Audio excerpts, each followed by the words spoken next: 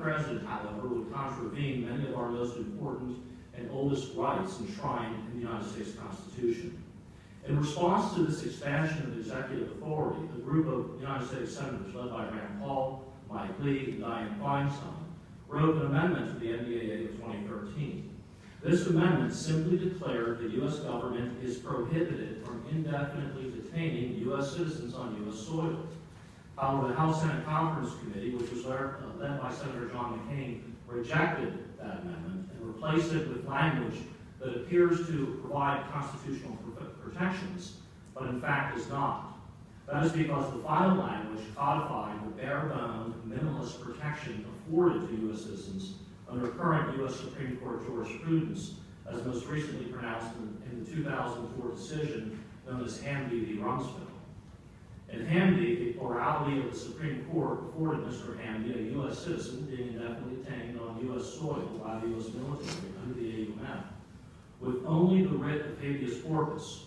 The court, in fact, denied Mr. Hamby other important constitutional rights he was otherwise entitled to as a U.S. citizen.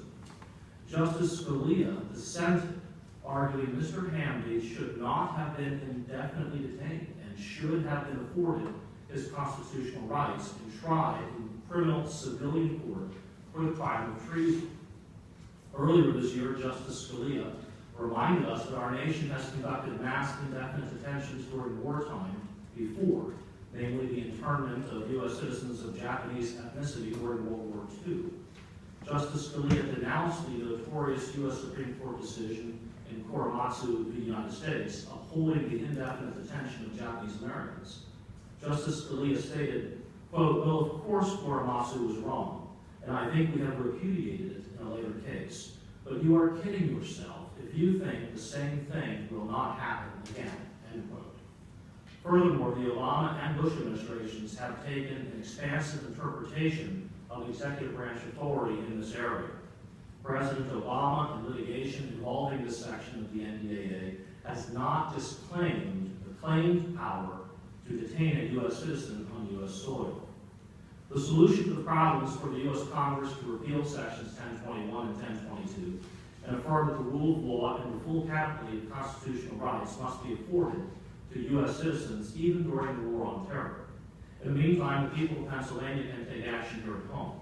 Through passage of the Liberty Preservation Act SB999, we can send a clear message that the Commonwealth of Pennsylvania refuses to comply with or assist the U.S. government in implementing the NDAA. Pennsylvania has a proud history of refusing to comply with unconstitutional or immoral federal laws. In the 19th century, the Pennsylvania General Assembly opposed the Federal Fugitive Slave Acts and passed personal liberty acts designed to protect runaway slaves from federal law. One such Pennsylvania law resulted in a seminal United States Supreme Court case, Craig v. Pennsylvania, which is still good law today. In an 8-1 decision written by Chief Justice Joseph Story, the U.S. Supreme Court declared the Pennsylvania Personal Liberty Law of 1826 and its predecessor unconstitutional under the Supremacy Clause. But importantly, the court also ruled the federal government was required to enforce its own acts and could not compel Pennsylvania to do so. Justice Story's opinion left the door open for Pennsylvania and any other state to enact laws prohibiting state officials from assisting in the seizing, detaining, and returning of runaway slaves. In response to the Craig decision, this body, the Pennsylvania General Assembly, passed the Personal Liberty Law of 1847. This law fined any state official who assisted in the enforcement of the Federal Fugitive Slave Acts, fined any jailer who held a fugitive slave in his jail, and made it a misdemeanor offense for anyone who used force upon a fugitive slave. It also removed jurisdiction of fugitive slave cases from the state courts and prohibited state judges from issuing warrants to seize and detain a fugitive slave. So there is judicial and legislative precedence for Pennsylvania to enact a law of non-compliance with a federal statute. The Pennsylvania General Assembly can also look around the country to other states for guidance. Several states have taken similar action. Anti-NDAA bills have been introduced in over a dozen states and have been enacted into law in Virginia, Michigan, Alaska, and California. The California Liberty Preservation Act, which passed unanimously in its state Senate received only a single no vote in the Assembly, was recently signed into law by Governor Jerry Brown.